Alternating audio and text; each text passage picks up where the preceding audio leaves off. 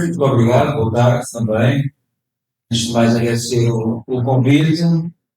Um abraço especial ao professor Gaudêncio. E esta nossa conversa tem um patrocínio comum, vivemos no mesmo planeta. E depois tem aspectos particulares. O Brasil tem a sua história, Portugal tem a sua história.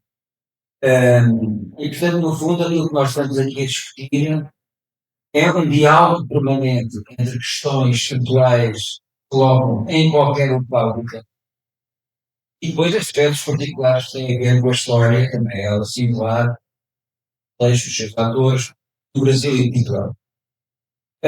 Eu começarei também por ler uma frase, que é uma afirmação.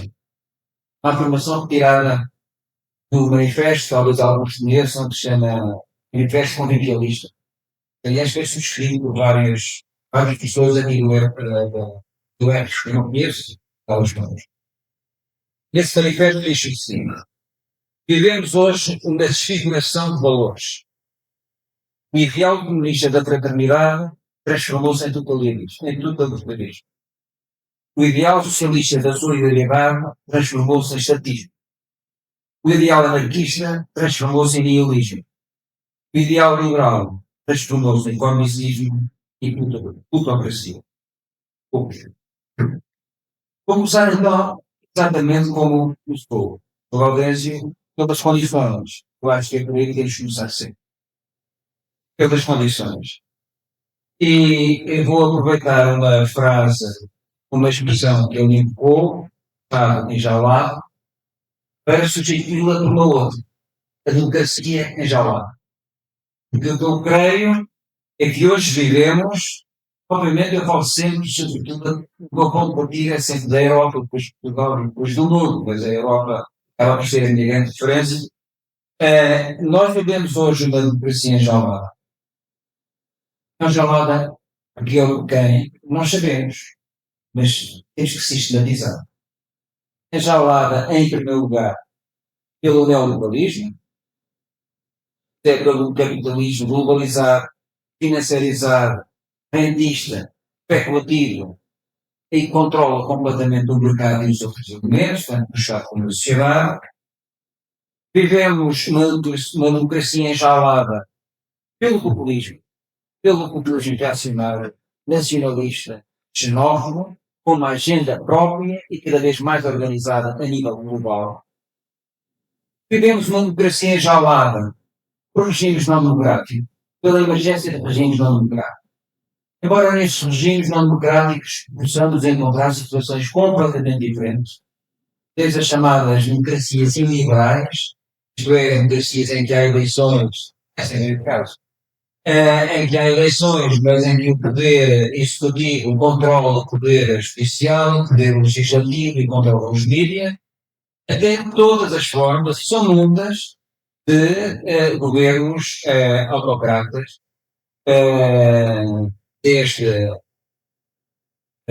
desde os estados oligárquicos, aos estados teocráticos, como o Irão, aos estados capitalismo de Estado, como a China. Hoje em dia é impossível discutir o futuro, voltarei à questão da geoestratégica do mundo multipolar. Tivemos uma democracia enjaulada também, curiosamente, pela academia. Porque a academia, em grande parte, transformou-se numa academia regida pelo produtivismo e por uma visão completamente instrumentalizada a favor das necessidades e dos interesses do mundo. Das exceções. Vivemos também, a democracia também está enjaulada pela aplicação dessa.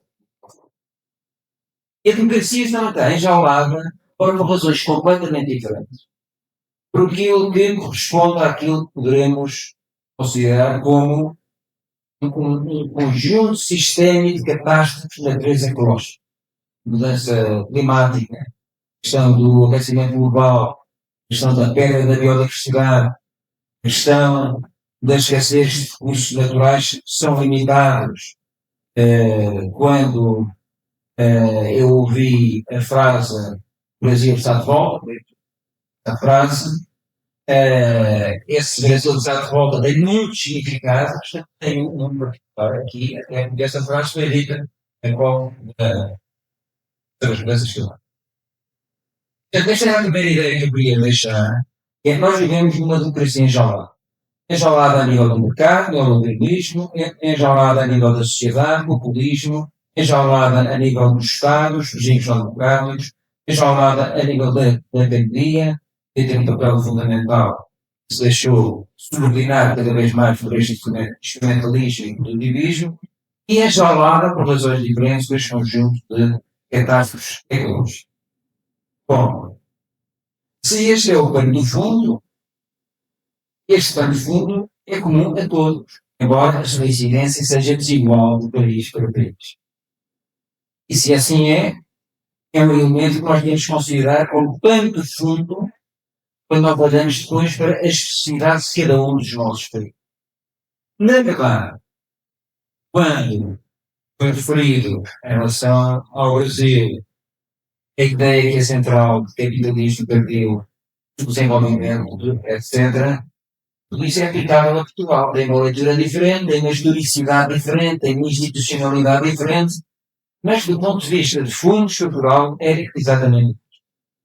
Portanto, o que eu queria salientar aqui, penso que pode ser mais interessante para o debate, são dois momentos singulares na história recente de Portugal, para tentar perceber o que é que podemos aprender com eles. Quais são estes dois momentos? O primeiro momento foi a Revolução Democrática de 1964, que pôs fim a uma ditadura de cerca de 40 anos, e o segundo momento, muito mais recente, é aquilo que nós designamos, já não existe, a geringonça. Bem, vale a pena olharmos um pouco para este primeiro momento, para este segundo momento, para perceber o que é que eles significaram e o que é que, eventualmente, nós podemos aprender com eles. A Revolução de 1964 foi uma revolução feita pelos militares.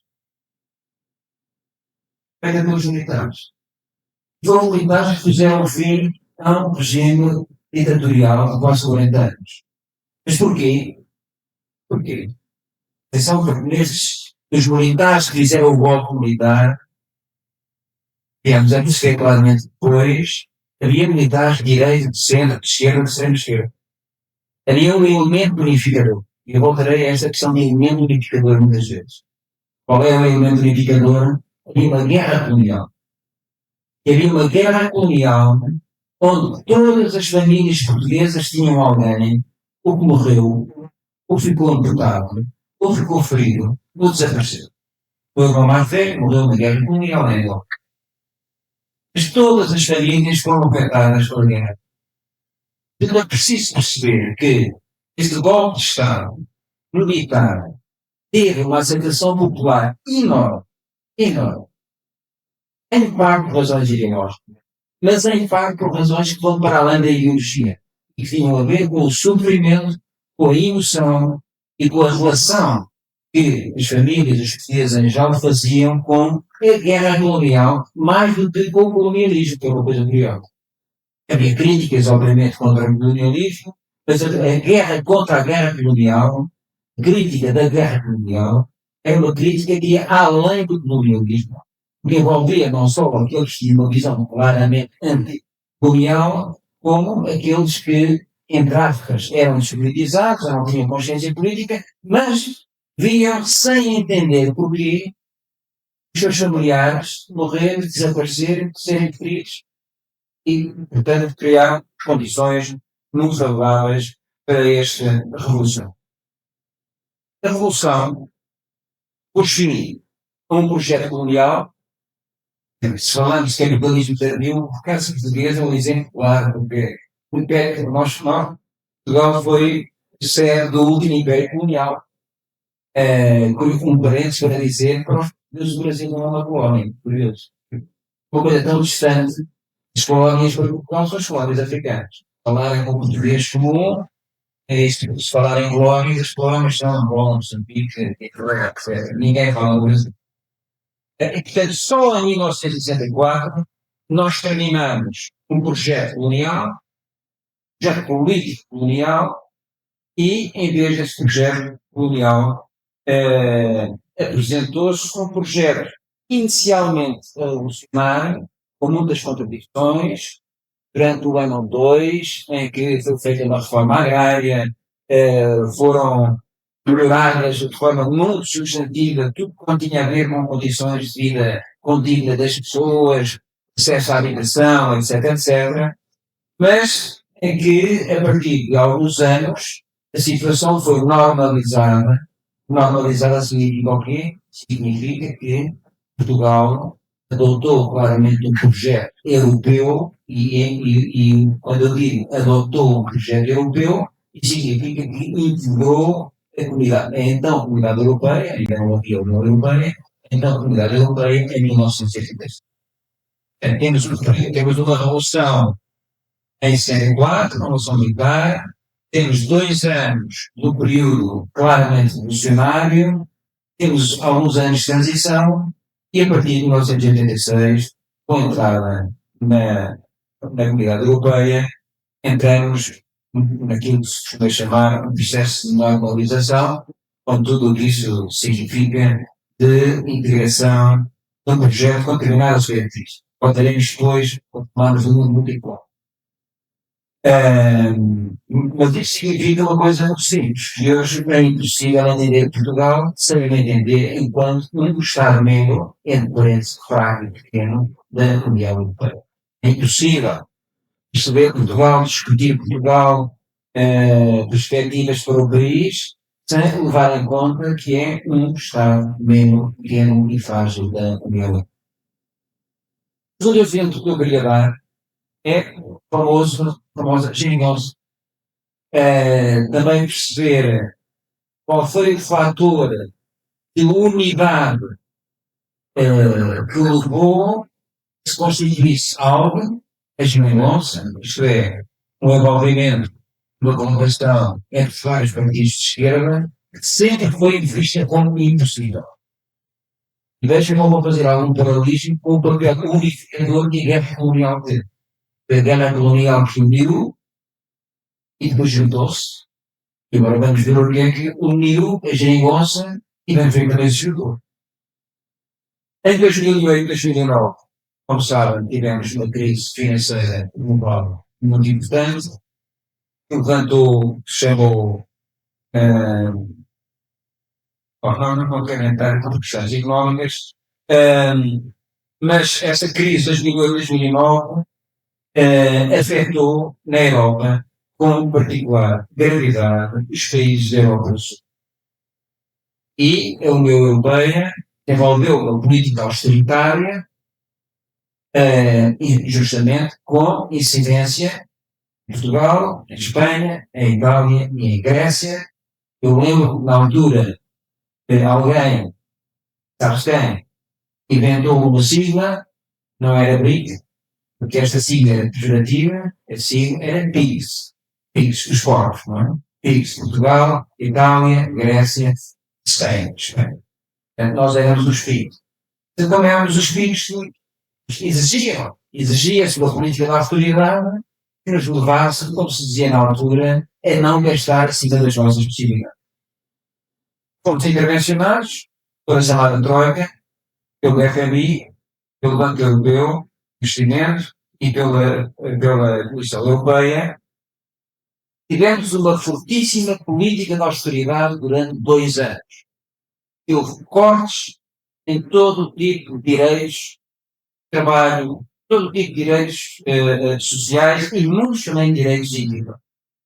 Ora, foi exatamente esta política de austeridade, a intensidade desta política de austeridade, levou a um empobrecimento de muitos portugueses, uma porcentagem muito grande de portugueses, e à destruição, a tentativa de destruição do Estado Social que, apesar de frágil, vinha da Revolução de 1904, foi esta situação extrema que permitiu a constituição da famosa geringonça.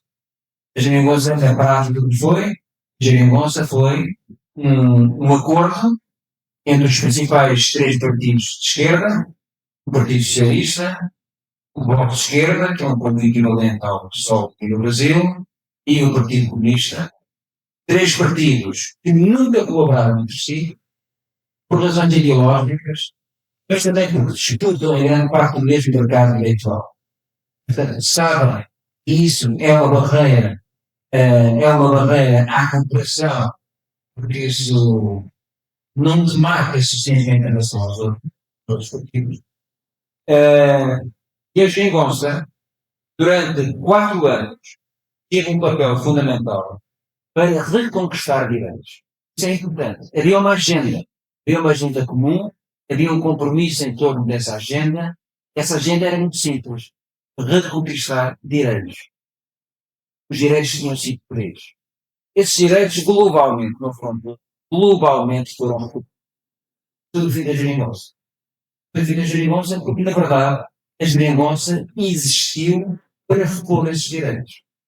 Claro que há muitos detalhes que têm a ver com a vida partidária, com disputas de vários filhos, etc. Mas penso que, no essencial, a lição a retirar é que, a partir do momento em que desapareceu o fator de unidade, que era uma agenda para recuperar os direitos perdidos pela intervenção, pela política de austeridade imposta pela Troika, essa aliança desaparece. Esse compromisso desaparece, e, portanto, desaparecendo, deixou coisas positivas, obviamente deixou coisas positivas, a reversão dos cortes, todo o tipo de cortes que tinha havido, a recuperação, em parte, do Estado Social que tinha sido privatizado, do ponto de vista da educação, do ponto de vista da saúde, parcial. O aspecto importante foi a repolitização, lançou um novo debate político, primeiro em unidade e depois em divergência, mas trouxe para o espaço público esta nova ideia, não é nova ideia, esta necessidade de debater politicamente as coisas, desfazendo um pouco aquela ideia que prevaleceu muito durante o período de normalização através da integração da União Europeia, que era tudo uma questão técnica de eficácia e eficiência. Portanto, não havia bem, não, havia nos extremos, mas muito nos extremos, disputas ideológicas, mas de resto havia um discurso completamente despolitizado em torno desses critérios relativamente neutros, eficiência, eficácia, boas soluções técnicas, boas práticas, conhecemos esse discurso. Ora, eu vou buscar estes dois exemplos, a Revolução de 1964 e a Geringonça, primeiro porque eles são específicos no caso português, e depois porque eles mostram, em ambos os casos, foi face a uma ameaça reduzida por todos, nomeadamente pelas classes populares, e houve unidade. Desaparecendo o fator que justificou essa unidade, a unidade desaparece. E todos os conflitos anteriores vêm ao cima. E por vezes vêm ao cima agravados, porque na verdade, parte da convergência que houve durante estes períodos era uma convergência superficial, era uma falsa convergência.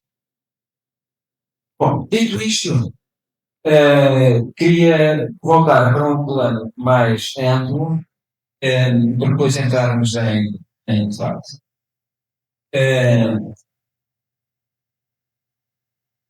Queria voltar a esta questão dos desafios. Vamos fazer um último comentário sobre o mundo multipolar.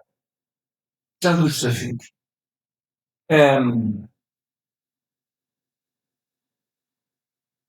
Eu comecei por dizer que vivemos globalmente numa democracia enjaulada por várias razões, e queria refrescar o contexto da economia do Gramsci. Gramsci, de facto, continua, eu diria, estranhamente atual. E dizer que o que me parece que nós precisamos, e esse é um debate geral, é de criar uma nova hegemonia ideacional. que é uma nova hegemonia ideacional. É um novo conjunto de ideias, um novo conjunto de valores, um novo conjunto de normativos que nos liberta desta democracia. Não sabemos quais são. Temos que criar rapidamente essa nova hegemonia em torno da comum, em torno da fora, da ideia de movimentismo. Há imensos debates sobre isso. E para esta conversa de hoje, permite introduzir aqui duas questões. Uma, que é um debate que está hoje muito aberto, que é entre a ideia de universalismo e a ideia de pluriversalismo. O novo universalismo não pode ser um velho universalismo imposto pelo mundo ocidental a todo o mundo. Mas nós precisamos de causas globais. Existem causas. Nós precisamos de um novo universalismo. Este novo universalismo é aquilo que por vezes se define como pluriversalismo, no sentido em que tem a ver com todos, mas conhece a pluralidade dentro daquilo que são esses universalismos. O que é isto? Não sabemos. Porta está aberta. Intuímos que temos essa é uma ideia fundamental e isso parece depois com o mundo multipolar. Mas percebemos que o universalismo não pode ser mais, enquanto realidade, enquanto percepção, um conjunto de valores, de normas que resultam do chamado mundo ocidental e que o mundo ocidental, em nome da democracia, quer e quis e quer impor em todo o mundo, independentemente das características das redundantes. Em segundo lugar, e também do ponto de vista dos desafios e ainda em termos muito gerais, a democracia está enjaulada, vimos, pelo mercado, pela sociedade, pelo Estado, pela academia. Bom, então, quais são as nossas prioridades em relação a cada uma destes lados da jaula que contém a democracia? Talvez haja coisas pequenas, mas que mereçam ser trabalhadas, a partir de cada um dos contextos. Aqui são dois países, mas a partir de vários contextos, percebendo, fazer exatamente essa ligação entre aquilo que é universal no sentido das suas finalidades, aquilo que é plural no sentido de caminhos, soluções. Em relação ao Estado, falei um bocado disto naquele mini curso que dei, há um papel fundamental que o Estado tem que passar a desempenhar, que é o de favorecer a experimentação pré-figurativa de outros. Experimentação pré-figurativa de outros. Nós não sabemos o que são os conflitos. Sabemos o que não queremos. Não temos uma ideia claro do que queremos. Exatamente por aquela desfiguração do valor que um papel fundamental do Estado. Não todos já vão referir à rua, estou a tentar dizer coisas diferentes para não repetir. Um dos aspectos fundamentais do Estado é promover ativamente, junto da sociedade civil, junto da sociedade, experimentações, tudo quanto forem experimentações pré-figurativas. A ideia de pré-figuração, do meu ponto de vista, pode ser uma ideia potente de mudança estrutural. Em segundo lugar, a questão do mercado. Muitas vezes, a nível global, não digo a nível da universidade, mas não, a nível de discursos menos, digamos, provados, conceitualmente, há uma confusão entre mercado e economia. Nós precisamos de economia. Nós precisamos de economia.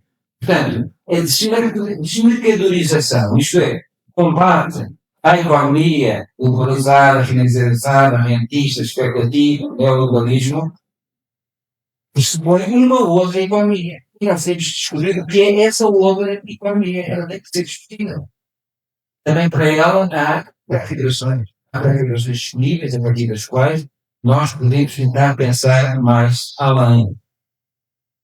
Uma economia desmercadorizada e uma economia mais social e mais solidária, uma economia que nós precisamos para retirar da jaula da democracia. Depois, a academia. Eu referi há pouco que a academia hoje está muito polarizada ou muito dependente desta visão instrumentalizada positivista. Não toda, mas ela é muito forte, em alguns casos é mesmo predominante. Uma coisa tão simples como valorizar.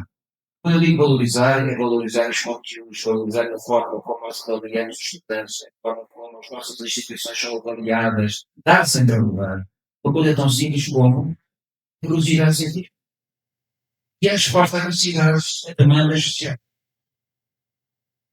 Valores sociais, as demandas sociais.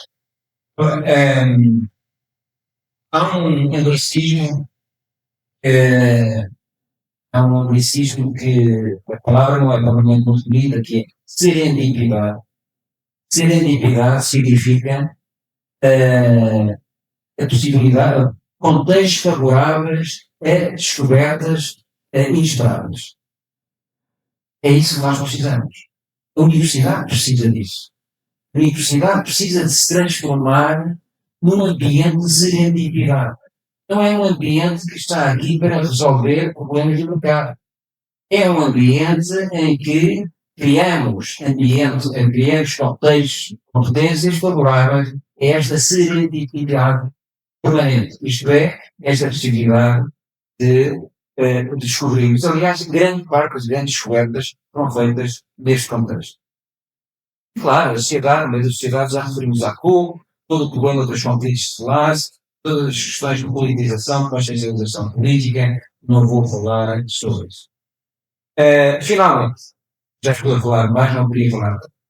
Queria referir à questão do mundo multipolar para lançar um desafio. Um desafio. Nós precisamos de um mundo mais multipolar. Essa não tem energia. E as notícias que nós lemos todos os dias nos jornais, ou ouvimos nos mídias, apontam para isso.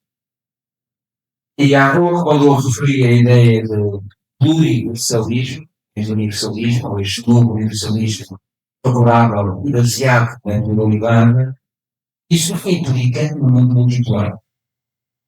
Agora, a grande questão é outra. Quais são estes polos? E se alguns destes polos não estão demasiado enjaulados do ponto de vista do campo? Essa é uma discussão dura, difícil. Porque ela não nos deve impedir, dizendo, bom, mas esses polos são eles próprios, por razões distintas, democraticamente enjaulados, não, não esqueceu. Não, nós precisamos de um mundo multipolar. O mundo multipolar é construído. Isto permite-me, vou mesmo terminar, permite-me recuperar uma ideia que eu também apresentei no mini curso, porque ela tem sido muito útil. E é a ideia de democracia egoística. Porque a democracia egoística permite ultrapassar este impasse. Já foram ditos vários, a direita e a esquerda, aquelas dicotomias habituais, não é? Uma outra dicotomia é a consciência antagonismo. E a ideia da democracia egoística permite exatamente superar essa dicotomia consenso-antagonismo, porque faz uma distinção entre o político e as políticas, mas estamos aqui também a falar de política. No político há dissenso, e há dissenso substantivo. E é isso, o político, em torno das políticas pode haver compromissos. Ora, a questão é qual é esse compromisso que podemos construir de forma duradoura e que não seja apenas, como aconteceu em Portugal, com a Revolução de 1964 e com a geringonça, compromissos que são feitos face a uma ameaça externa e quando ela desaparece, o compromisso desaparece. Portanto, temos muitos desafios pela frente e eu terminaria dizendo isto, que temos desafios comuns e os particulares. Mas grande parte dos desafios particulares tem desafios comuns. Portanto, essa é não aos geólogos, os geólogos gostam muito desta visão muito destacada. Portanto, estas visões mais pré-regulativas do futuro, elas poderão ser necessariamente globais, planetárias multiscaladas, com essa dupla componente tal novo universalismo, mas ao mesmo tempo com o respeito e a equilibrar a diversidade existente. É isso. Obrigado.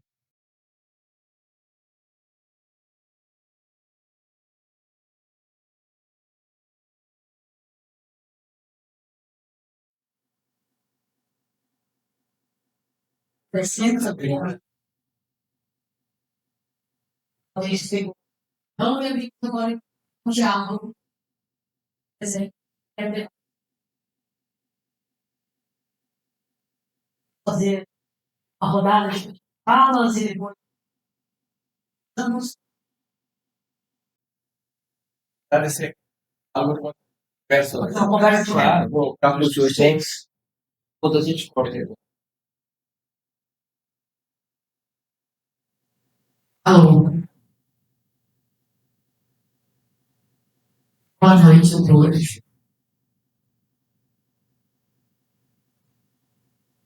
Boa noite a todos e todas. Agradeço primeiramente a minha pesquisa, o doutorando do BPGEL, Leandro da Regina, e o seu meio curso também está. E aproveitando também o gancho, tá bem? Você falou na sua frase agora, como que a gente faria para tirar a democracia legal. Você mencionou que a gente precisa de uma economia social e solidária, mais social e mais solidária. Se pudesse falar, conversar um pouquinho mais sobre isso, é só essa. Não é sobre o que é, mas é uma conversa mesmo para puder essa economia mais social. Obrigada.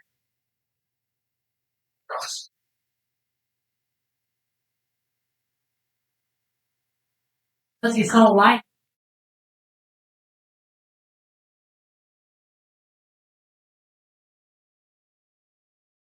Boa noite. Em primeiro lugar, queria agradecer aos amigos. Acho sempre interessante pela ter estado as diversas dimensões incorporadas em sua estrutura.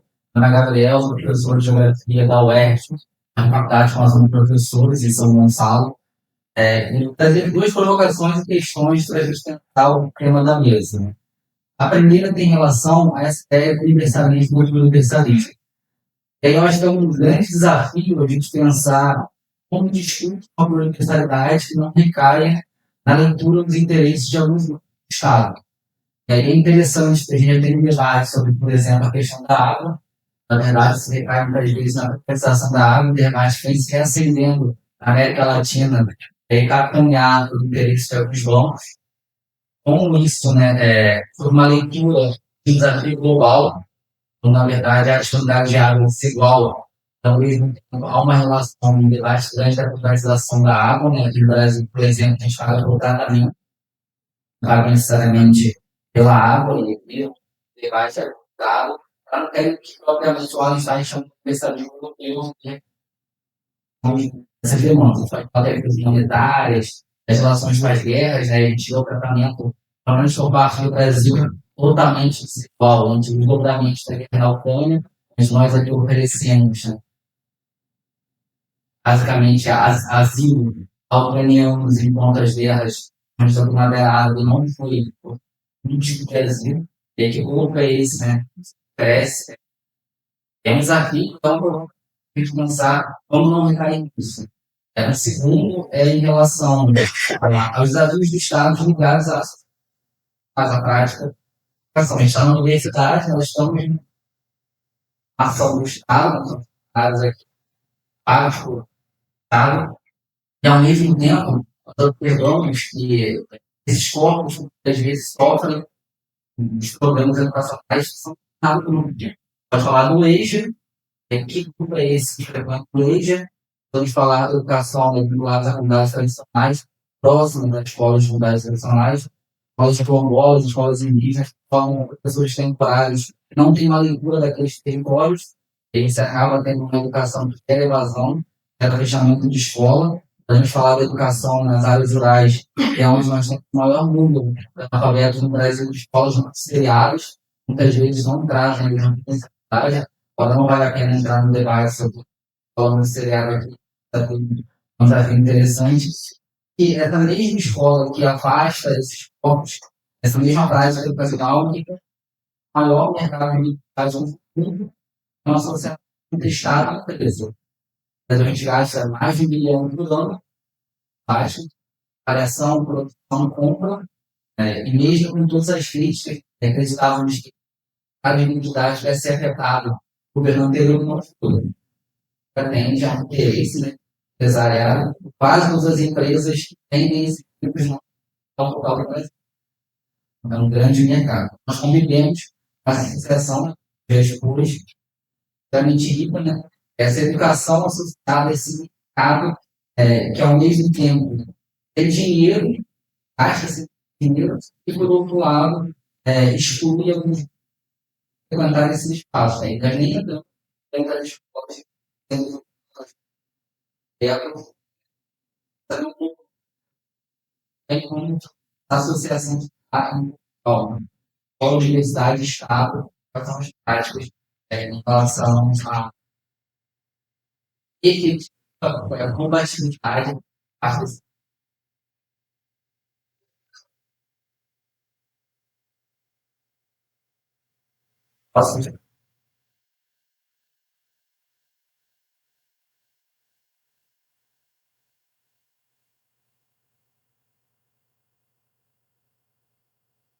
Ou antes tomar um espaço no campo geográfico, é importante que trazer aqui a teórica,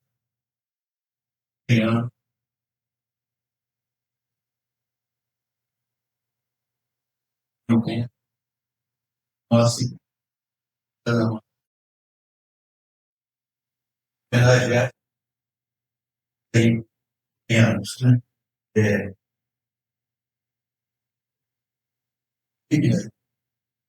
e é uma figura lúcida, também tem os produtos, eu acho que quando sai,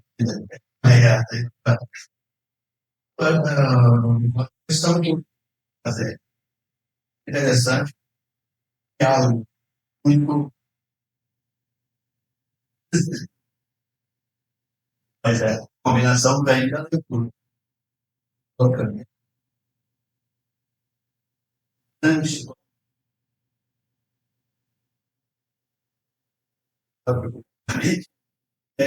nesse sentido, fazer ação da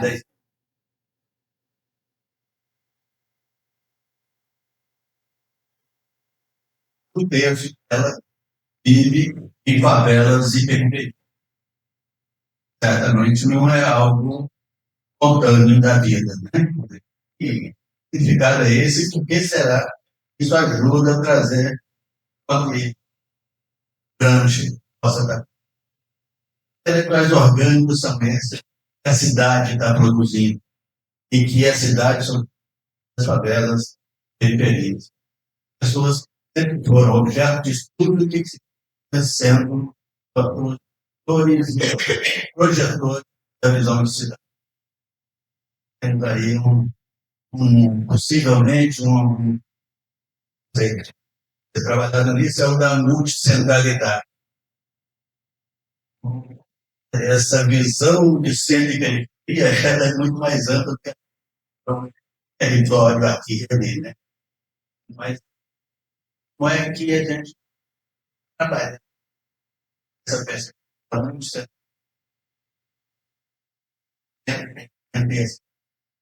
é que a favela é cidade. A democracia é dentro dessa enjaulamento da favela, poder de organização.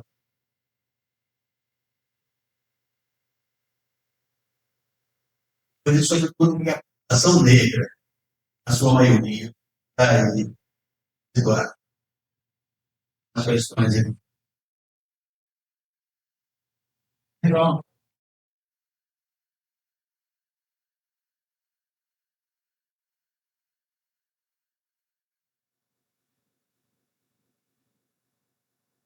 Então, eu vou ser rápido.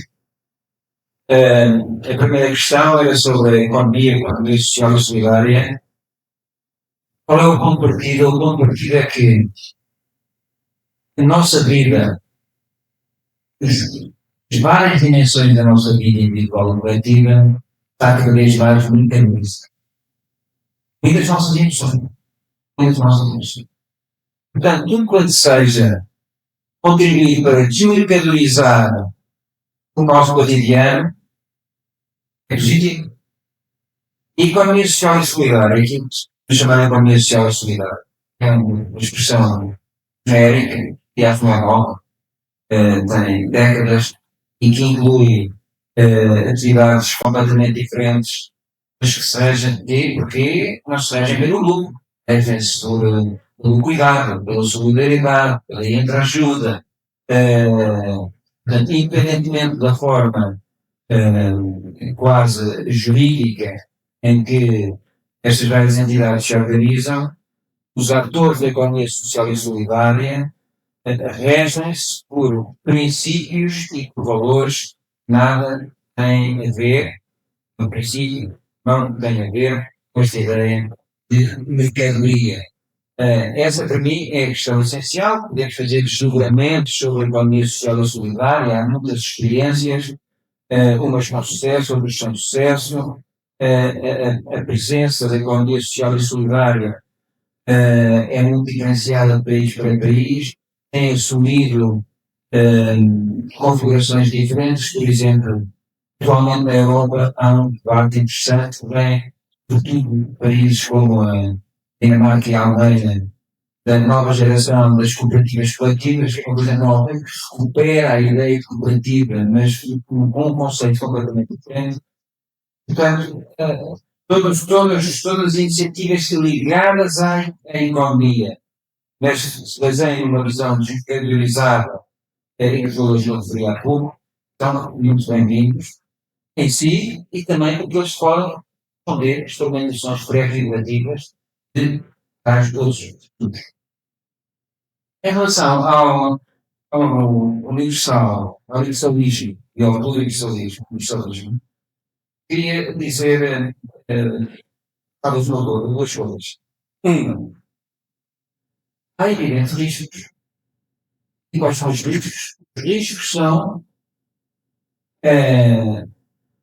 aqueles que têm a ver com o que eu podia designar por uma leitura errada e excessiva do pluriversalismo.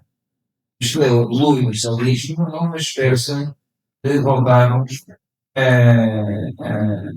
uma visão em que tudo conta igualmente. Isto é, a fragmentação é um custo com potencial da ideia de pluriversalismo. Mas o exemplo cuidado das escolas indígenas ou outras, é um só exemplo, como não podemos chegar a essa organização não pode ser mesmo. Portanto, assim como para as escolas indígenas ou para escolas com outro tipo de população.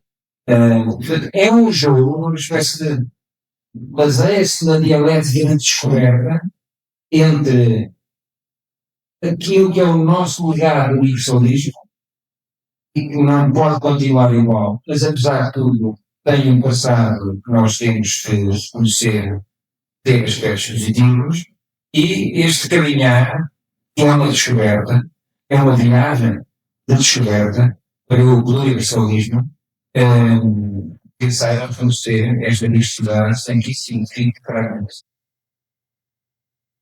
Em relação uma questão que também tinha a ver com a escola pública, nós muitas vezes falamos em Estado, mercado e sociedade. Sobre este triângulo dá jeito, simplifica muito, mas a verdade é que se nós olharmos por este triângulo, o vértice do mercado, que chega que nós vivemos, é o vértice histórico. Portanto, hegemoniza a relação do mercado que tem com o Estado e que tem com a sociedade e que tem com os humanos. Portanto, com esta hegemonia é fundamental.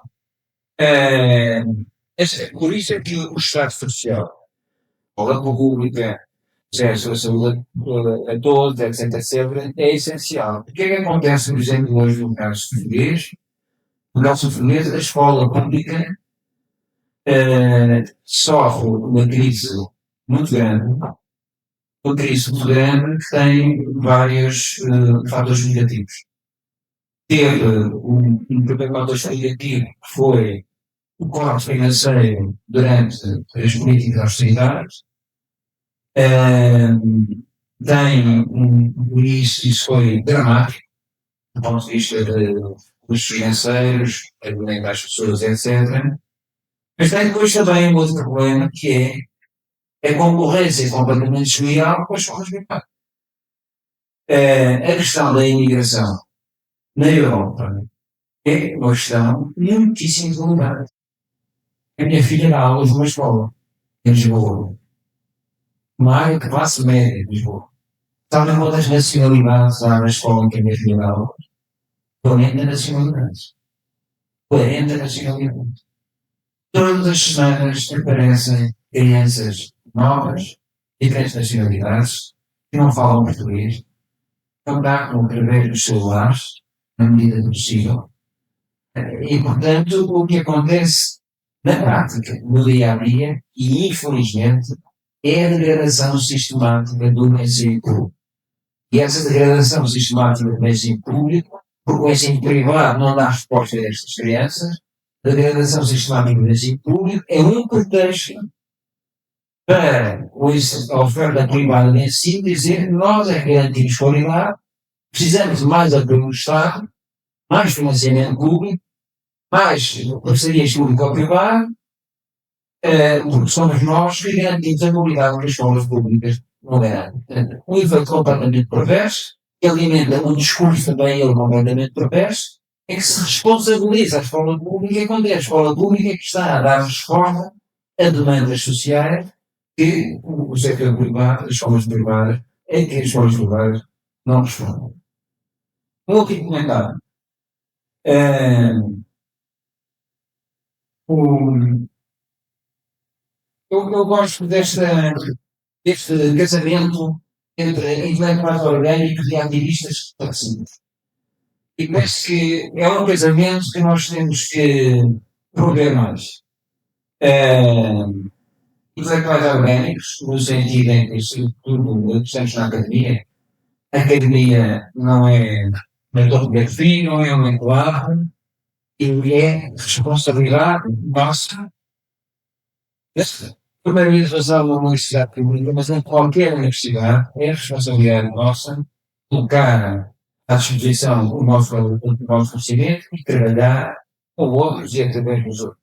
A ideia do intelectual orgânica, que é do Gramsci, foi-se sofisticando, mas tem esta componente que se prende com o outro conceito que eu também gosto, que é a da ciência cidadã. A ciência cidadã é uma ciência empenhada em todas as dimensões da cidadã. Mas precisamos também de ativistas flexíveis.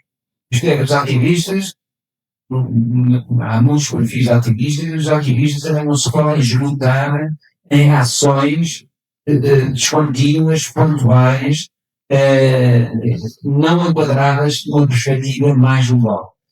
Este casamento entre, ou não é casamento, mas esta maior colaboração entre intelectuais orgânicos e ativistas progressivos, penso que é uma das componentes, uma das várias componentes daquilo que podem ser mudanças no sentido da reconfiguração dos valores. Bom, a ideia inicial, eu subscrevo muito aquela frase que eu li sobre a atual desfiguração de valores. Se há uma desfiguração de valores, o nosso papel é reconfigurar esses valores.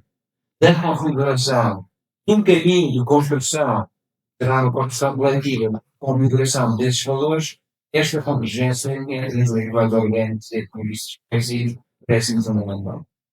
Não gosto do estilo messiânicas, também não gosto de profetas que nos têm anunciado qual vai ser o futuro, eu não sou nem viciado nem oferta, sou já agora um reformista ativista. Porque o reformista ativista é o mais profissional. Vou comentar brevemente, primeiramente a questão. A universidade foi uma experiência muito forte aqui no Brasil, pelo governo e seu governo, como conselheiro, como secretário de secretaria.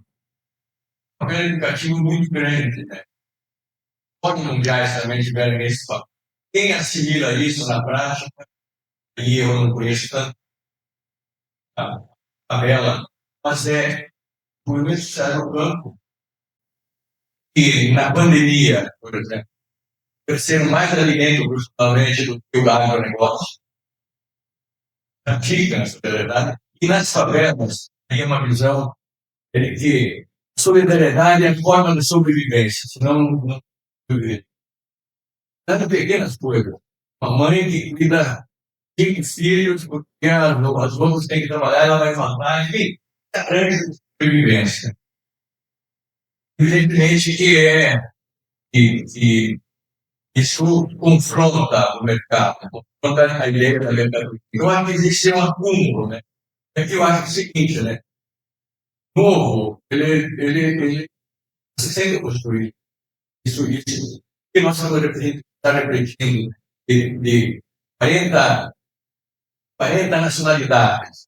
É um dado objetivo que modifica, como agora modifica o fato das comunidades indígenas, até 88 no Brasil, indígenas não eram considerados brasileiros.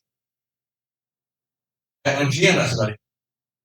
Então, há uma mobilização do novo, que se projeta, sim, simplesmente no novo universalismo, né? Mas nesse sentido que se coloca, me parece muito interessante, esse novo universalismo certamente não será a imposição de uma particularidade universal, como o pensamento ocidental, mas será processo histórico de síntese desse universo. Portanto, nós podemos dizer, e isso não tem nenhuma originalidade mais uma vez, que de fato na sociedade que rompe com a forma da mercadoria permite uma universalidade a mais plural possível. A diferença será a riqueza da humanidade. Então, isso é um processo. Acho que eu refletiria muito nessa direção que ele vem. Será simples. Estava ouvindo ontem um debate de um indígena,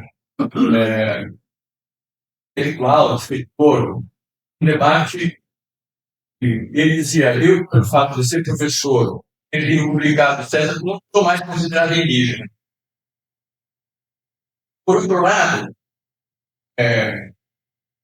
eu vendo, eu tive muito no debate dos movimentos sociais do campo, hoje há uma grande dificuldade do MST, por exemplo, tantos jovens que migram para a cidade e vão minguando a sua base. Não dá para segurar isso. Quer dizer, então, realmente, o horizonte seria como desenvolver relações sociais em que os indígenas pudessem viver na floresta como doutores, com direito ao conhecimento, sem negar a sua cultura. E senão, também, o risco deles ser ocidentalizado, eles incorporarem a cultura do branco, a cultura do dinheiro, etc. Então, é um embate, é um processo histórico, a história vai depurando, mas isso é positivo. O fato de hoje temos uma milícia indígena, isso é tudo de um longo movimento, é verdade. Isso modifica o cenário com mais densidade, possibilidade de mudança. Sou grande. Segunda questão que é pontuar, evidente, essa Gabriel levanta, tem tradição de da água. O Gabriel, eu, o Breno orientou a matéria, agora o problema da água, para lá onde tem as grandes ligas. Água apropriada, mercado, não devolve nada à sociedade. Dívidas, o grande problema de água são as grandes minas minérias. A água é o capital. Não é um bem. É uma luta. Água, terra, ar, solo. Mas também gera contradições no próprio campo. Então, o que me parece importante é essa questão da universidade. Eu, em 2010, fiz uma conferência. Como é que foi o segundo turno do Lula? 2000 não, eles do Lula no primeiro mandato dela. E não, foi antes. Primeiro governo dele, 2010.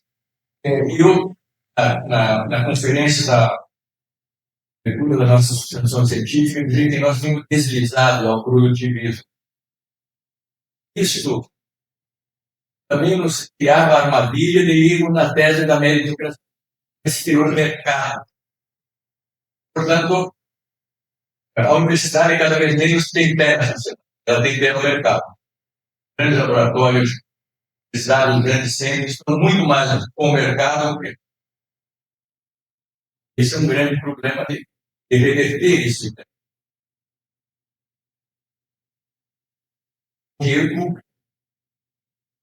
Eu acho que exatamente. Eu, como disse, eu tenho mais ligação com os movimentos do campo. Mas aí se constitui quais o que Gramsci entende de nascem em grupos sociais, são vinculados a eles, muito mais que o Gramsci coloca nos. Gramsci trabalha quatro categorias de intelectuais tradicionais, modo de produção anterior, orgânicos, que são postos grupos hoje, os intelectuais cosmopolitas,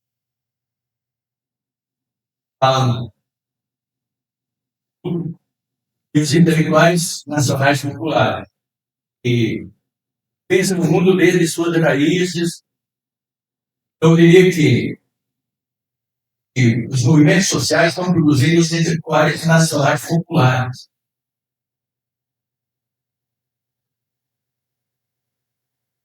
Orgânicos, ativistas. Mas eu vejo, por exemplo, não tenho dúvida nenhuma, a teoria educacional mais potente eu encontro no debate dos movimentos sociais no campo PSB e coloca na prática aquilo que nós teorizamos no nosso cérebro. Por exemplo, o princípio educativo do trabalho socialmente.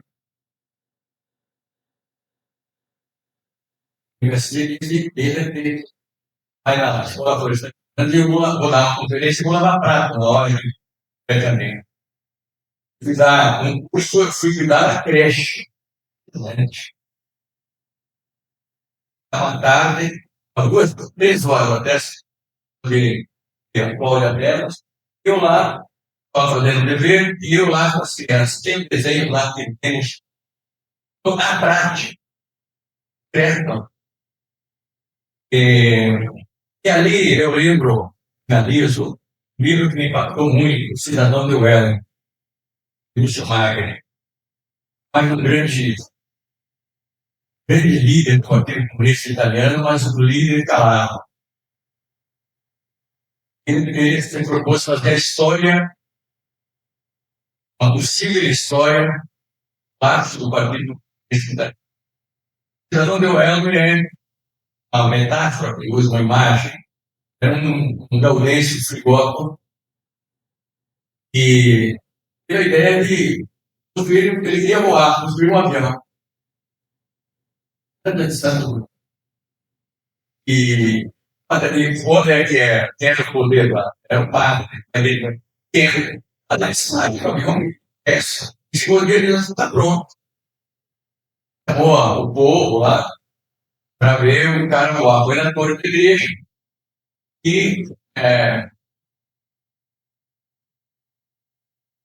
foi, evidentemente, se estatelou, morreu, foi uma tragédia. Mas Magri, mas quem é que disse que aí não nasceu a ideia da aviação? Trabalhar contraditoriamente, o fracasso não se perdeu no quanto. Ele conclui o livro, página final, por grande. Mas quais eram os princípios de mudança revolucionária em grande, partindo lá, porque nenhuma sociedade não coloca problemas que ela não tem a possibilidade deles. E nenhuma sociedade também não muda quando tiver essa disputa, você não vai ter mudança por uma bravada. Estava colocando também essas mudanças tópicas, é um processo histórico. E aí ele diz, portanto, o grande a revolução é um longo processo que implica vencer casamatas, que implica a convivência contraditória com culturas contrárias, opostas. Mas a mudança não é fruto, não é fruto necessariamente do desenvolvimento. A mudança implica a formação de um novo ser humano. Eu parece que aquele que você toca como vocação para a gente, do ponto de vista de um novo universalismo, que tem nele, contraditoriamente, a pluralidade, diferença, mas não a desigualdade, né? Me parece muito seguro para a gente. Mas, talvez a gente, na situação do que fala, a gente tem que pôr a cabeça a pensar que todo esse germe novo já está hoje. Portanto, poderá. Eu vejo isso nos movimentos sociais do campo, no movimento de favela, no movimento de mais que os partidos, sem dúvida nenhuma, e mais do que sem tirar o papel.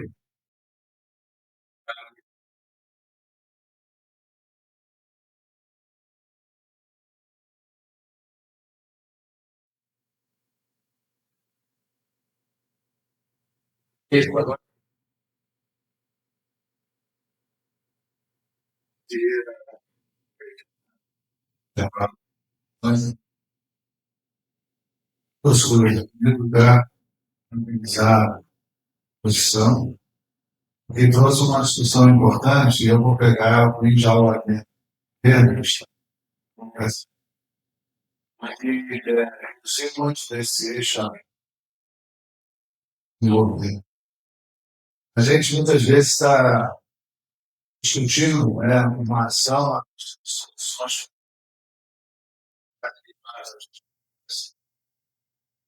Mas, por outro lado, a gente percebe de que é uma escuta, você complexa, aí, né?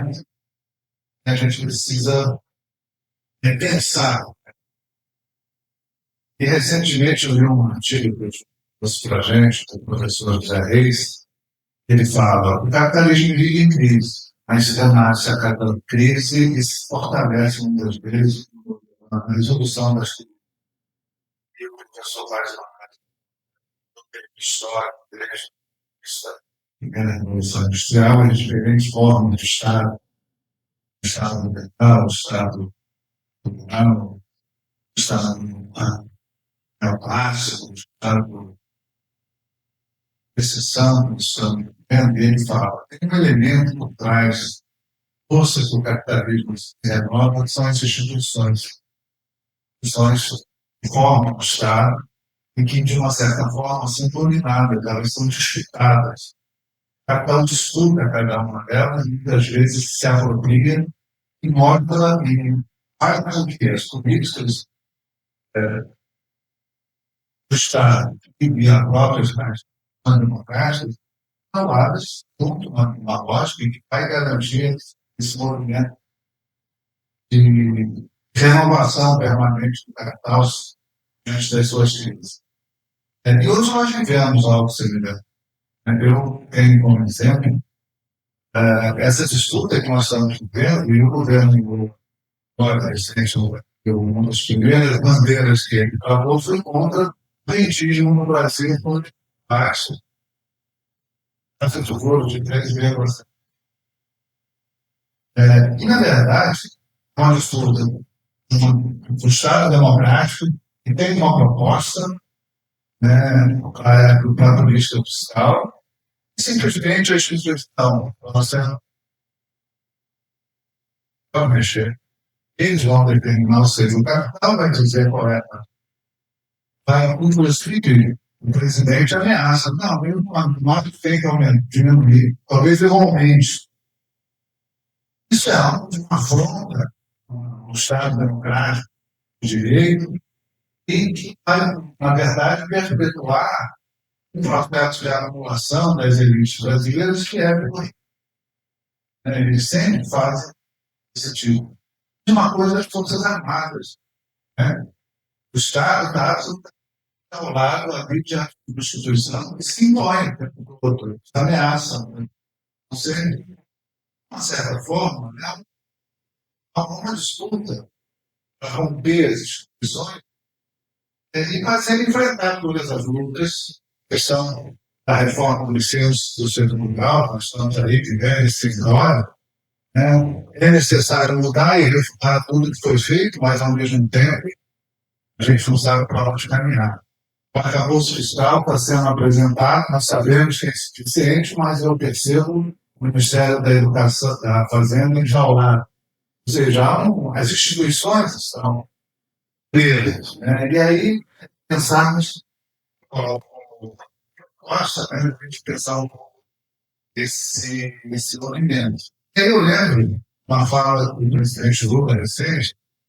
Ele disse lá, quando era sindicalista, em 1994, 95, e os empresários diziam: Lula, você não é radical, você tem que se afastar dos radicais dos seus partidos. Ele falou assim: não, eu não posso fazer. Posso me afastar dos radicais, são eles que não me deixam ir para a direita. Eles me seguram aqui e me impõem uma pauta de esquerda. Então, seguindo o exemplo do Lula, nós temos que nos agarrar justamente àqueles que estão questionando e nos cobrando posicionamento para a gente não deixar o Estado bandear por direito. Para isso, acho que as lutas têm que ser intensificar, e eu coloco isso como uma reflexão. Eu, particularmente, coloco talvez uma das grandes bandeiras hoje é enfrentar a reforma do ensino, temos que enfrentar o nosso ministro da educação, porque nós temos que não deixar que ele fique no centro ou na direita. Porque ele a taxa de juros, se não baixar na primeira semana de maio, na próxima reunião do Copom, eu acho que é rua. Acho que os movimentos sociais têm que parar com isso. Porque é uma afronta de ter uma instituição central enxaulada. E se isso não ocorrer, a gente fica absolutamente paralisado. Eu queria aproveitar só, até para fazer uma menção aqui, dois assistentes na internet, o professor Denis Castilho, da Universidade do Goiás, tinha pedido para o João falar um pouco mais sobre as possibilidades, os caminhos possíveis para retirar a democracia da jaula. A gente vai começar esse debate, essa discussão. E o professor Tadeu Arraes, ele se faz uma crítica justamente na linha desse enjaulamento que eu particularmente considero que as instituições estão. Ele pergunta se o arcabouço fiscal hoje, do jeito que está, promete a realização das finanças do Estado Social. Que do jeito que está, segundo ele, parece mais uma versão soft do que foi a PEC 95, que é altamente de um ponto de vista de austeridade que nós sabemos não podíamos admitir isso. E é isso, são reflexões para a gente se preocupar.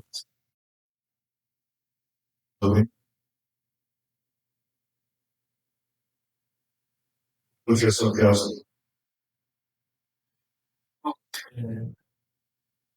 Agora, eu fiz agora doutorado na UF. Meu tema é região metropolitana. Planejamento da região metropolitana. Ouvindo esse da democracia,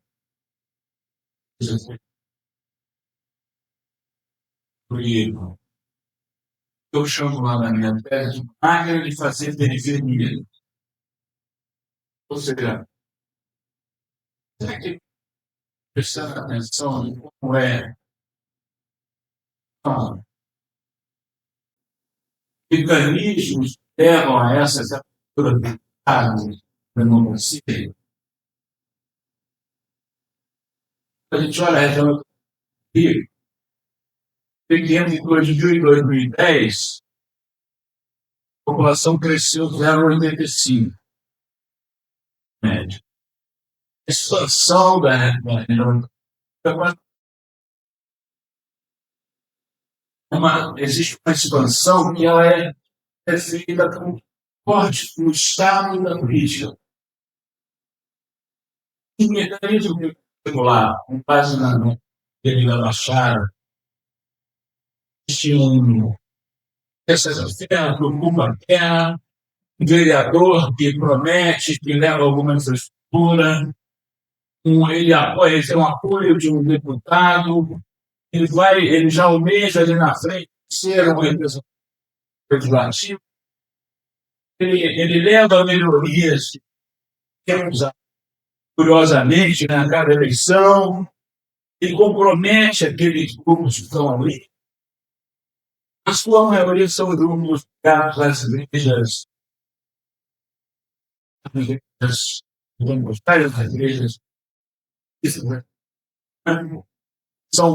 que têm uma relação com as forças policiais, com as forças que tem algum comando ali naquela comunidade, força, arma, controle armado do território.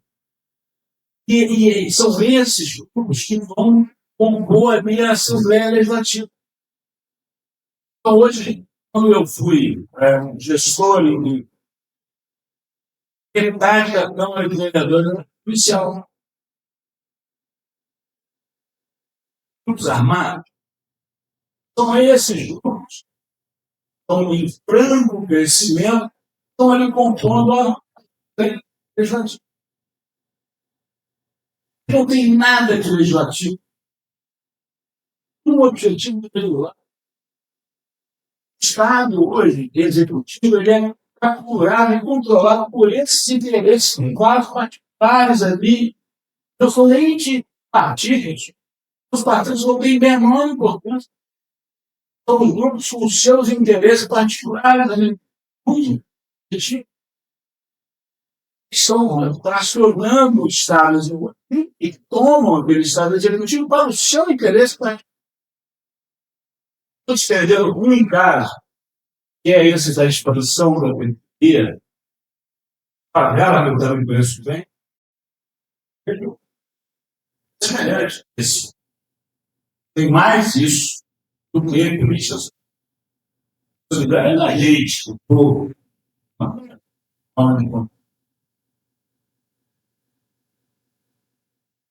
Bom, a minha questão, né, que eu acho que tem muito dessa isolamento, né? Da democracia. Se nós estamos compreendendo isso. Quando eu faço a leitura da política, do cara, planejamento, desde nós, e eu tenho a impressão que durante eu sou de muitos anos, mas não direito. Nós passamos uma leitura do resultado das eleições do Rio de Janeiro, né? Ao longo dos anos, ao longo do tempo, temos isso. Mas nós só sabemos lidar com isso. A esquerda não está sabendo se contrapor a esses mecanismos. Esses mecanismos estão prevalecendo. Juntando a igreja, juntando os polícia, juntando está controlando a unidade territorial, você está expandindo e levando direito. Levando direito, no sentido positivo. Aí dá para esse plano.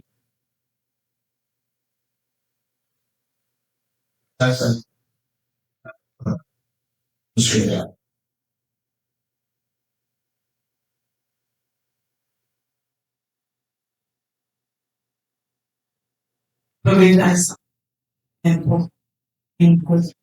Mariana, você fez vai fechar o curso primário e trabalhando em saúde, chamamos fazer legal. E é sempre uma questão chama a atenção, a intenção, reflexão ótima, a gente forma de tem realidade. Quando pegamos uma fogo, assim, meu, até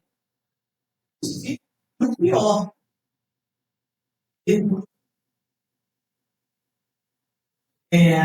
Ele nos colocar mais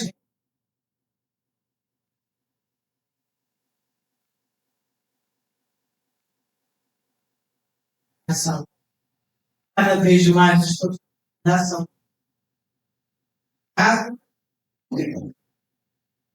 Eu me ele vai alto, mais vida, o risco, né, de morrer, ó, longe a esse outro estado, ou chamado, mas não é mais aquele somente. Hoje em dia, eles também estão transformando a realidade. Métodos, né?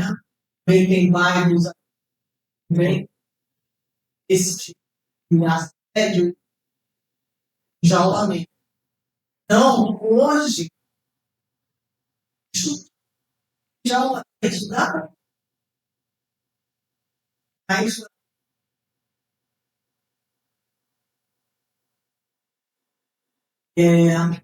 eu vejo colegas jogando fora, caso eu colo casas. Tem gente que dou bom dia, de olha, pode não. Aí onde que se acha dele bom. Vem não, as instâncias do Estado.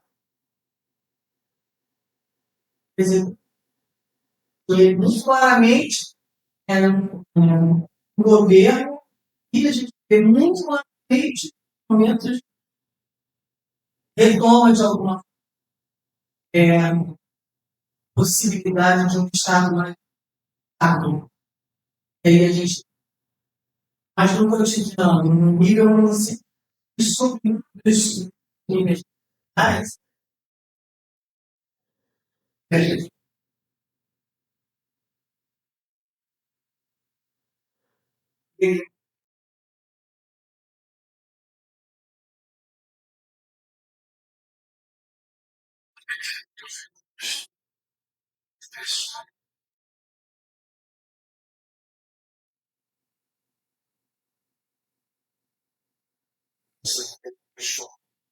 Esse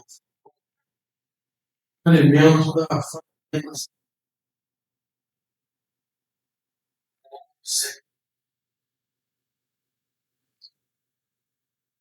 Falo isso até muito provocado pelo nosso corredor no debate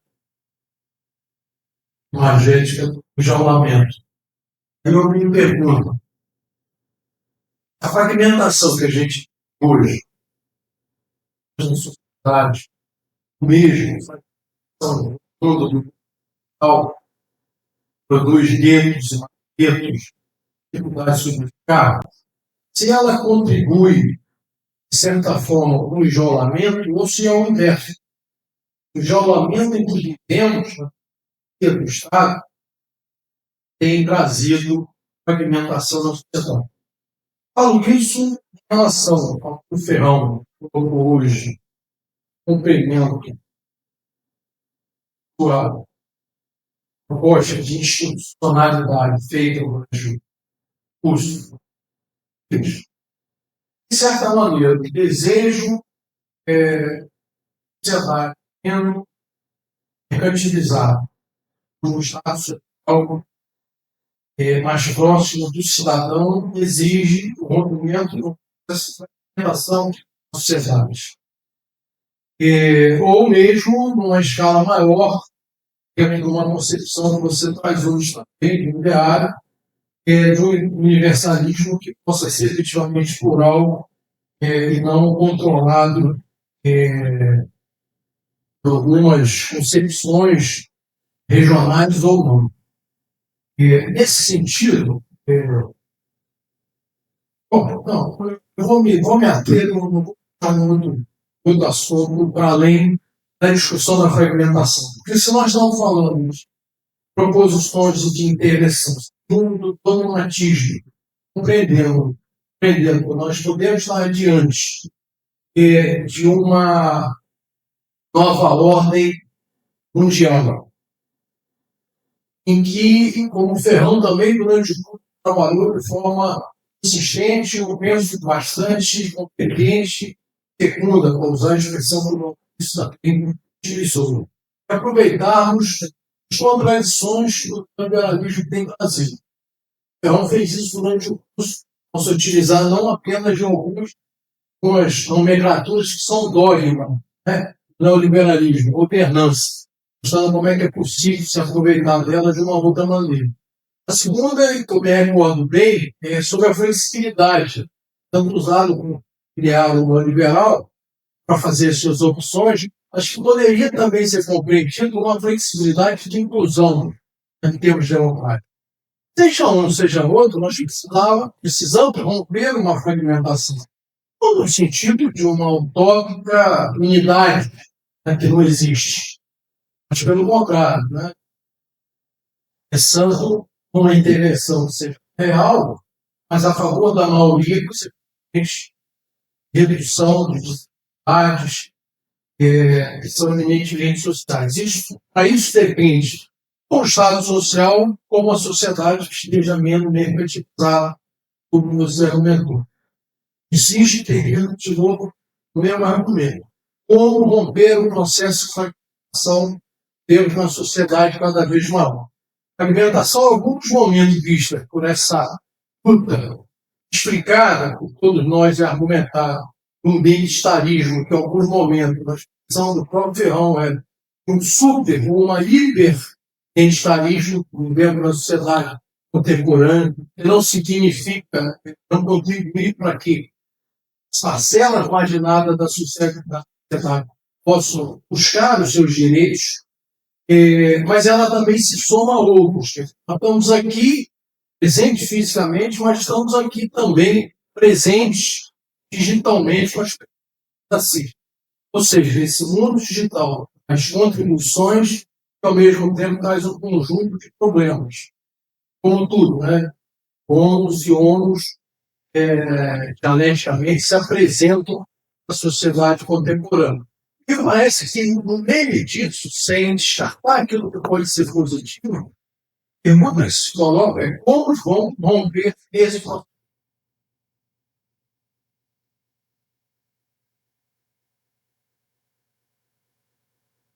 Eu vou em breve e vou.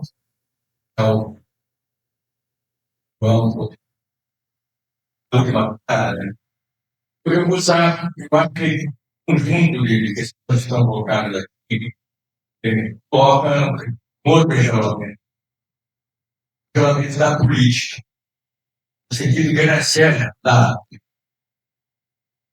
a identificação de direitos não conquistados, a organização e a luta para pôr na agenda pública esses direitos.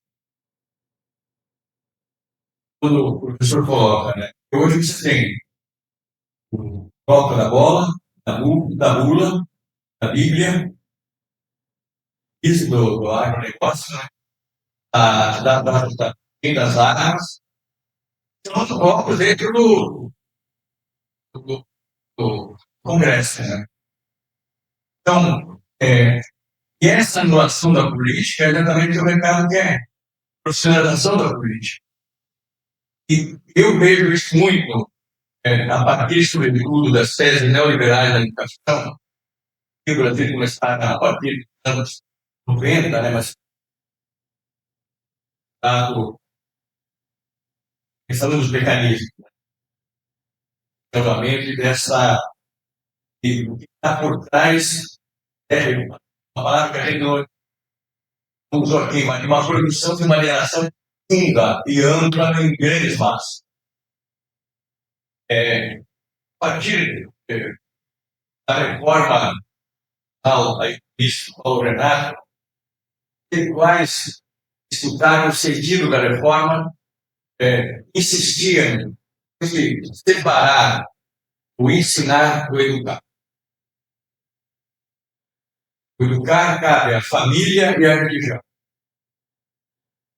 Essa é a tese do movimento Escola Sem Partido, ou a grande. E isso há 30 anos. Eu não tive fazer isso, existia força política associada à rua e não permitiu completar essa outra. A outra reforma educacional, no ensino médio, que é esse tudo a juventude, todos os golpes e as ditaduras incidiram em lutas na reforma do ensino médio. Mas o educar aqui, porque o educar traz exatamente a ideologia, traz a visão de mundo do professor, etc. Nossa, por exemplo, essa é uma diferença, mas isso é exatamente a despolitização da formação da juventude. Ao par disso, aquilo que chamava a atenção, que eu me recordo várias vezes no Instituto Cajamar, a formação de lideranças sociais, quadros políticos, delegado à igreja, e as igrejas e igrejas, pecado religioso, né? Pecadeja a Deus como pecadeja bolacha, e disputa ao longo de nossa história, né? O enjaulamento da não reforma agrária ex-continental. Desde que em 1800, deve alencar na tribuna, como o deputado baiano, fala a questão que se você as ideias da Lúcia que dá direito a uma greve de terra ao escravo, ex-escravo, a cortesia varrida, Essas são ideias comunistas. 12 anos antes, 1870, anos antes da. E esse mesmo hoje, que ele pode estar agora, dentro de terra, para o terreno que é usado. Então, existe um fundo nosso, da aula política, também a negação sistemática de instrumentos de conhecimento de massa. Isso eu acho que é um dos mecanismos mais fundos. Isso que eu estava dizendo, que o nosso dilema maior. E isso também eu acho que dá uma diferença, coloca isso que o Floriano levanta da cura das instituições. Eu percebo que você coloca dois marcos que definem posturas de mudança em Portugal. Foi cura colonial, né? Depois a questão troika, né? Também foram passageiros, né? Também nós temos uma cultura política, por exemplo, eu tenho uma tese do Lucas, né, sobre a troika. Esse Lucas. E há uma diferença entre lideranças políticas de centro, de direita, mas que tem pactos que tentam pactos. Nós não temos isso muito maior. Também não tivemos, a não ser nos anos do petróleo nosso, um elemento unificador da população. Talvez aí esteja um outro elemento. Dá ele encontrar um eixo, né? E diga, bom, isso é fundamental para saber, digamos, por isso que que isso que você coloca é uma realidade, é um crescimento. As favelas cresceram, eles cresceram nos últimos 12 anos, 40%. Então, o agronegócio foi expulso, o desemprego tal, etc. Portanto, isso é um dado espantoso. E é dentro disso, todas essas inércias. Eu vou concluir aqui com um debate, mas acho ótimo. A Evelina, você estava presente na área. Uma intercrítica, que une todos os grupos de relação de trabalho e educação. Cuidamos desse economista, acho ótimo, ele trabalha muito tarde, mas é um bem impactado. Secretário, ele colocou como grande categoria mobilizar esperança. E essas igrejas fazem. Ele dá um exemplo. O pastor conhece o nome de cada um. Esses pastores que vendem Deus como bolacha. E diz, vem aqui, vem, que Deus vai te ouvir no momento. Às vezes é uma roupa. Às vezes é, sei lá, um emprego de cuidar perros, cachorro. Mas existe uma coisa material concreta. Não importa o tamanho da coisa. Eu acho que aqui está uma grande lacuna da universidade, dos partidos, dos sindicatos. É o que move, na verdade, o que muda é a prática. E aí até uma homenagem ao teu ex-reitor, que eu tenho uma grande admiração, trabalhar com ele. Livros dele, de todos, livros maravilhosos. Ele tem um texto sobre máfia sociedade. Ele Tem um capítulo chamado Cientificidade do Saber em Marcos. Marcos, a cientificidade não acaba. É bonito. Mas esquece que ela transforma. Se eu vou lá na Sagrada Família, no livro, as ideias, por mais importantes que sejam, teorias por mais importantes que sejam, em si não muda nada. Em si. Homens e as mulheres mudam e mudam. Então, eu se coloco, quando eu digo eu gosto de falar da política. Política no sentido ação política. Isso que o historiador coloca lá nessa frase que provoca, né? Mas se mostra que no escreve olha,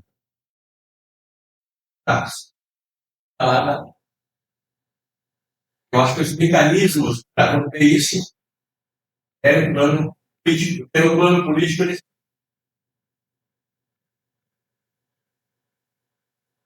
Em relação ao professor Marco, eu sou um pouco pessimista não no Marco regulatório.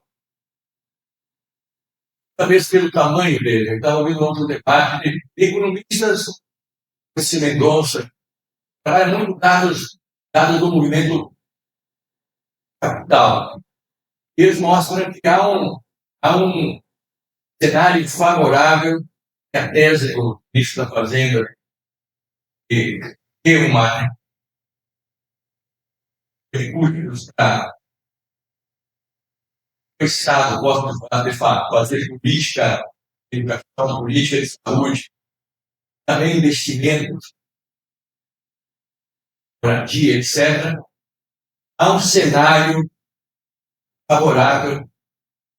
Obviamente, o excelente confortável não haver uma sinalização forte da administração de taxa de. E o que o querido Roberto coloca, eu vejo, Roberto, que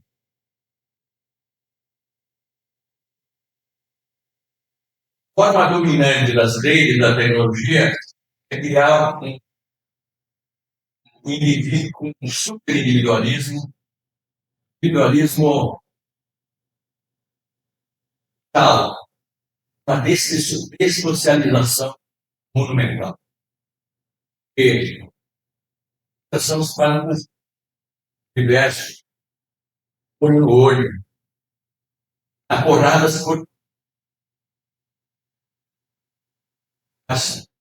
E nós estamos vendo que a rede, o ódio, usem isso, não tem gosto.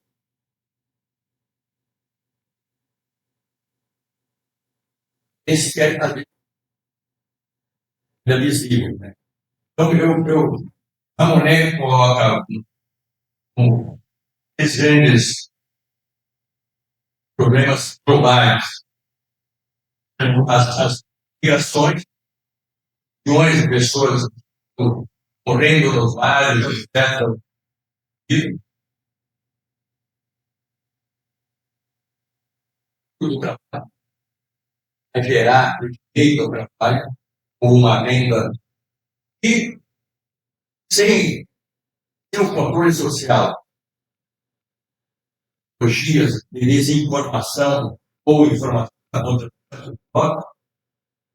democracia fica. O aumento da democracia está sendo seguido mais elementar do jogo democrático na escolha dos quem se vai escolher. É impossível eleger um Bolsonaro sem o uso da bolha. Caso de sinal, e aí fica caros, estranhos, a gente tem gente capaz das redes sociais do pai do voto árabe. E disso, então, provavelmente também porque o pai não tem mais futuro como figura, né? Mas tem escola por trás disso. A minha sensação, até que, por exemplo, Ensino isso, nível médio. É uma desigualdade. Imagine você, tem uma tela, claro que tem outros espaços para contratar, mas não são esses. Uma instituição território, consegue expressou aí um território,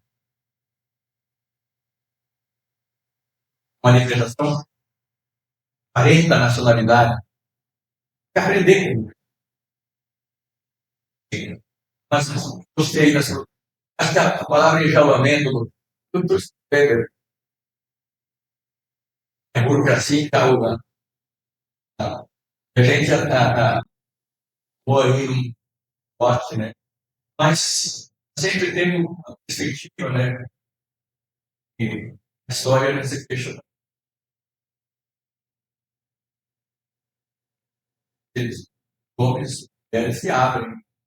Olha, e cabe a gente fazer um pedacinho legal aqui. Alguns comentários também muito rápidos. Primeiro, é o atual da reforma agrária.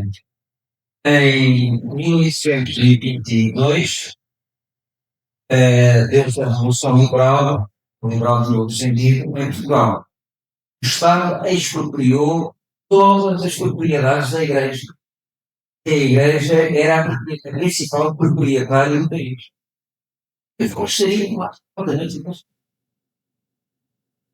Curiosamente, quando houve a reforma agrária a seguir à Revolução de 1964, e houve expropriações de latifundiários, quem eram os latifundiários foram aqueles que compraram a herança pública por um tostão,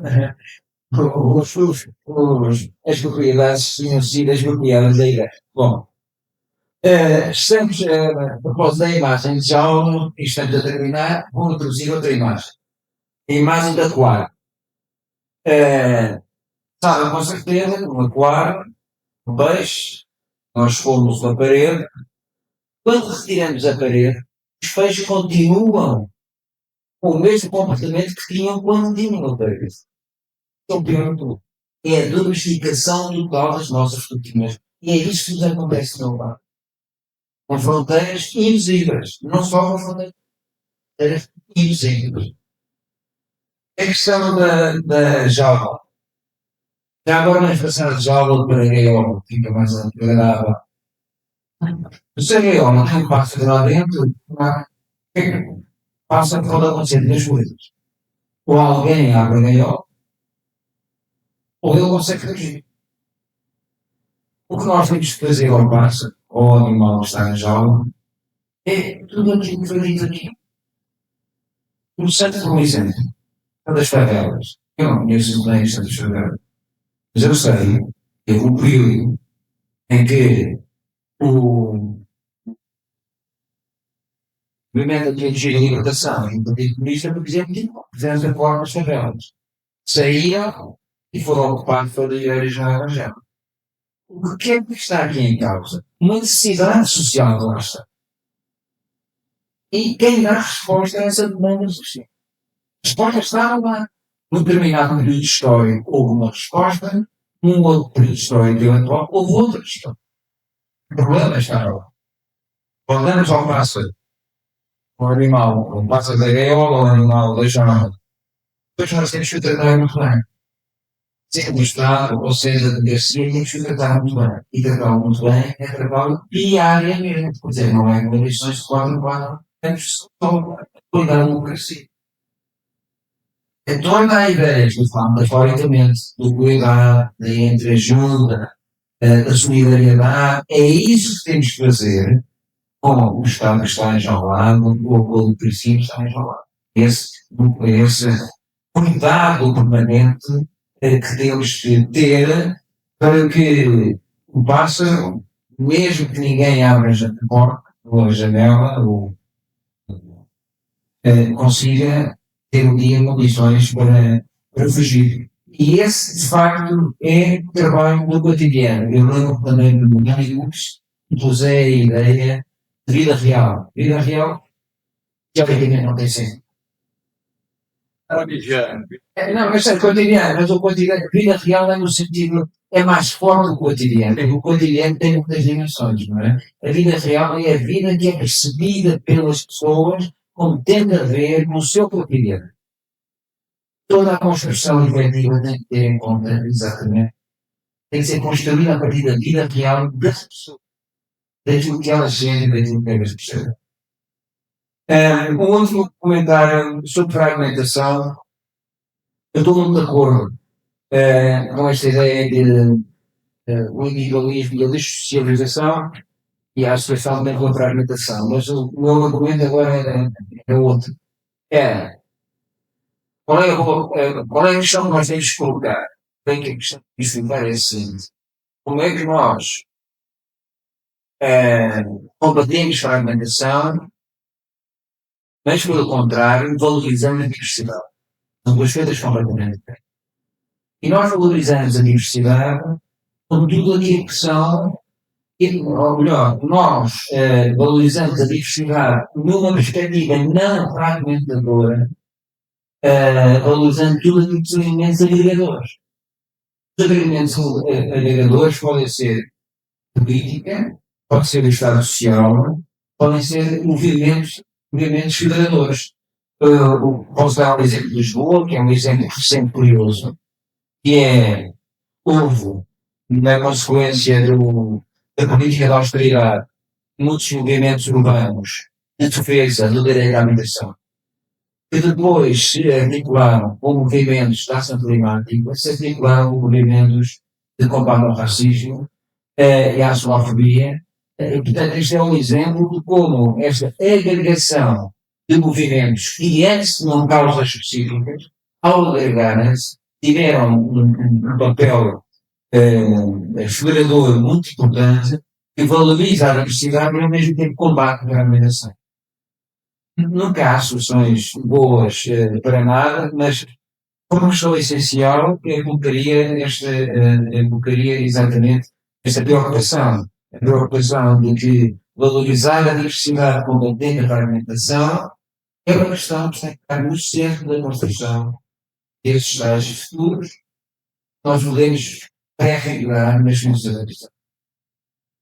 E agradeço também muito a conversa, aos organizadores, a todos os presentes, e passo a palavra ao professor.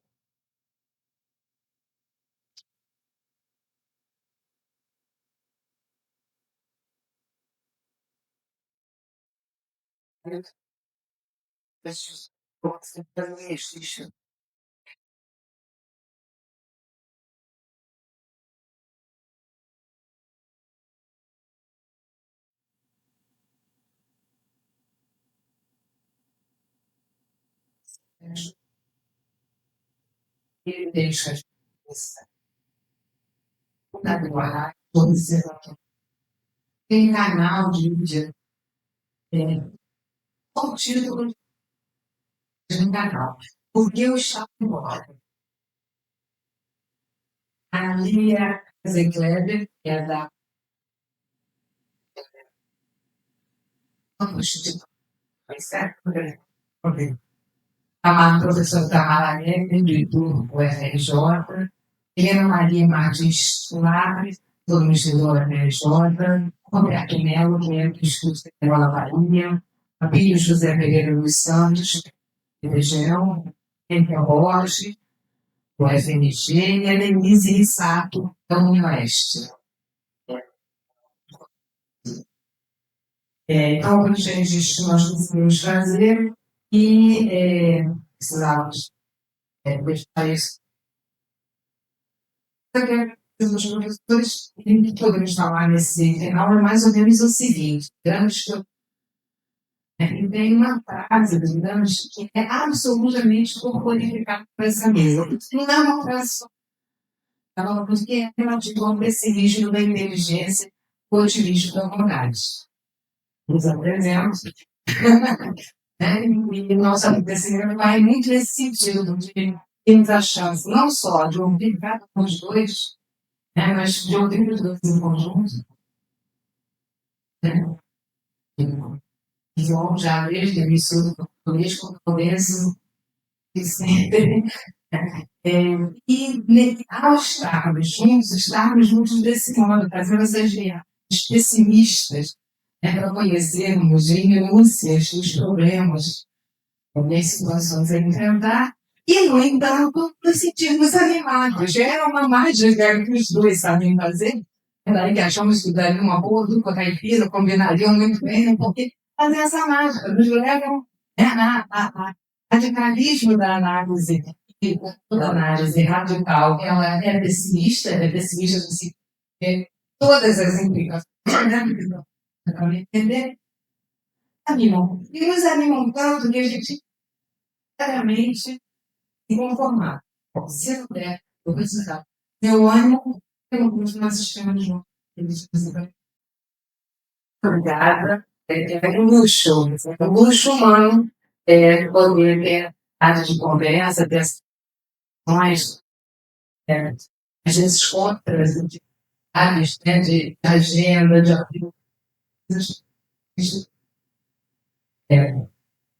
e percebe que há alguns passos nessa realidade, às vezes nos engessa, às vezes